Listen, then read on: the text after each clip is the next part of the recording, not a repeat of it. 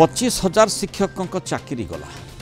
पश्चिमबंग कथा आम कहूँ शिक्षक नियुक्ति दुर्नीति मामला रे ममता बनर्जी को सुप्रीमकोर्ट जबरदस्त झटका लगी। कोलकाता हाईकोर्ट निष्पत्ति को बजाय रखी 25,000 शिक्षक नियुक्ति को सुप्रीमकोर्ट रद्द कर।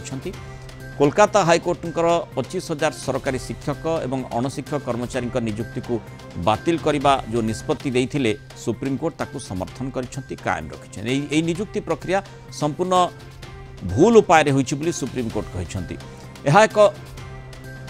राज्य सरकार को 3 मास भितर नूतन भाव चयन प्रक्रिया मध्य समाप्त करने कोर्ट निर्देश देते। जो माने नूतन प्रक्रिया रे कृतकार्य हेबे सफल हेबे सेमानकु 2016 रे नियुक्ति परठू नैथिबा दरमा फेरेइबाकू पड़िबो नाही, किंतु जो माने कृतकार्य हेबे नाही सेमानकु दरमा फेरेइबाकू पड़िबो। कोलकाता हाईकोर्ट निष्पत्ति को चैलेंज करी सुप्रीम कोर्ट रे पश्चिमबंग सरकार अपील करथिले। तेबे सीबीआई तदंत पई हाईकोर्ट निर्देश विरोध में पश्चिमबंग राज्य द्वारा दाखल करा जायथिबा स्वतंत्र आवेदन शुणाणी आसंता काली कोर्ट रे पृथक भाबरी हेबो बोली सूचना रही।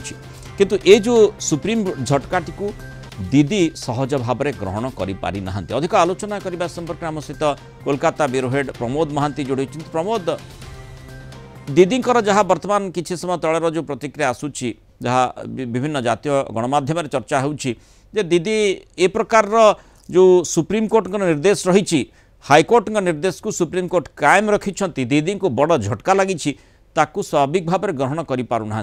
परवर्ती कार्यक्रम तांकर कार्यपंथा कौन हो पारे, कारण सुप्रीम कोर्ट को से अपील पाई जाइछंती। एबे निश्चय जेतबे सुप्रीम झटका लगी ताकू नहीं मध्य तर्जमा करथिबा आईनगत दिगरु जे कौन करा जाई पारे। एपटे 25,000 शिक्षकंकर जो सेमानकर चाकरी गला से बाबद में मध्य तांकु उत्तर रखिबाकू पड़िबो। देखो मुन्ना बाबू जे आम शुणिले जे 2016 एसएससी परीक्षा कार्यत बातिल हो जाइए एवं वर्तमान 25,753 जन शिक्षक चाकरी हराई परवर्ती पर्यायर कौन है ता भविष्य कह। किंतु यही परिप्रेक्षी मुख्यमंत्री ममता बनर्जी किसी समय पूर्व कहले जे यही जो राय प्रकाश पाई ताकू कार्यत से मानती नहीं, कारण यही जो नेपथ्य यार नेपथ्य बीजेपी एवं सीपीएम आईनजीवी मैंने कराई इंगित व्यतिक्रमी तथ्य उपस्थापन राय प्रकाश पाई।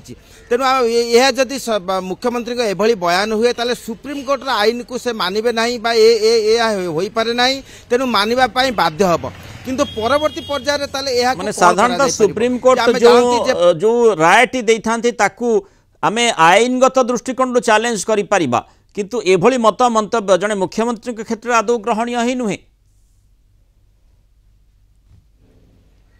देखो वर्तमान मुख्यमंत्री ममता बनर्जी निकट में कौन विकल्प ना, कारण 25,753 जन जो चाकरी हराई से मध्य 485 जन अयोग्य बोली यह पूर्वर सीबीआई रिपोर्ट मध्य देछि। किंतु वर्तमान परिस्थिति रे जदि यही अयोग्य समस्त चाकरी हराए ताले एक पश्चिमबंग एक विप्लव कार्यत सृष्टि हेब, कारण जो माने चाकरी करछन्ति सेमानक मध्य योग्य प्रार्थी भी अछन्ति।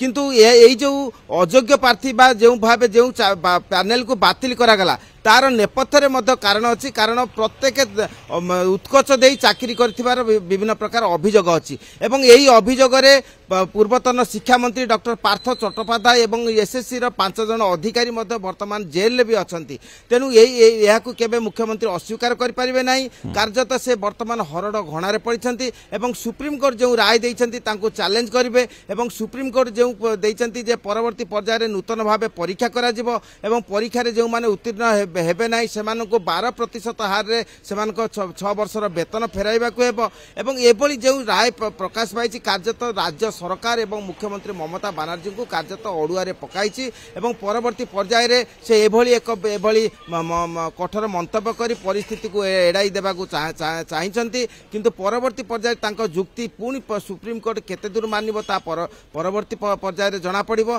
किंतु यह सत्य जे मुख्यमंत्री यह को एक गण आंदोलन सृष्टि करेंगे এবং যুব সমাজ को निज हाथ में रखापी जो दुर्नीति होती एसएससी रे अभियोग होती से दुर्नीति को जपरी भिन्न रूप देवा चाहिए व्यतिक्रमी रूप देवे से चेष्टा करेंगे कारण देखा कथा कौन कार्यपंथा ग्रहण करुछंती दीदी कारण सुप्रीम झटका लगी सुप्रीम कोर्ट राय आसीबा परे सेठी आउ आईनगत दृष्टिकोण सुजोग थाई पारे से बाबद से निश्चय तर्जमा करि पारिबे किंतु आउ कौन सी बाट सेठी न थाए तेणु देखा कथा दीदींकर परवर्ती कार्यपंथा कौन रोचे जेतु 25,000 शिक्षकों चाकरी रहिबो नाही बोली सुप्रीम कोर्ट स्पष्ट भाव में सूचना देइछंती बा राय देइछंती तेणु तार प्रभाव किभଳି भाव में रहुची आ दीदी ताकू किभଳି मैनेज करछन ता पर नजर। धन्यवाद प्रमोद महांती आलोचना रे हम सहित रही पार।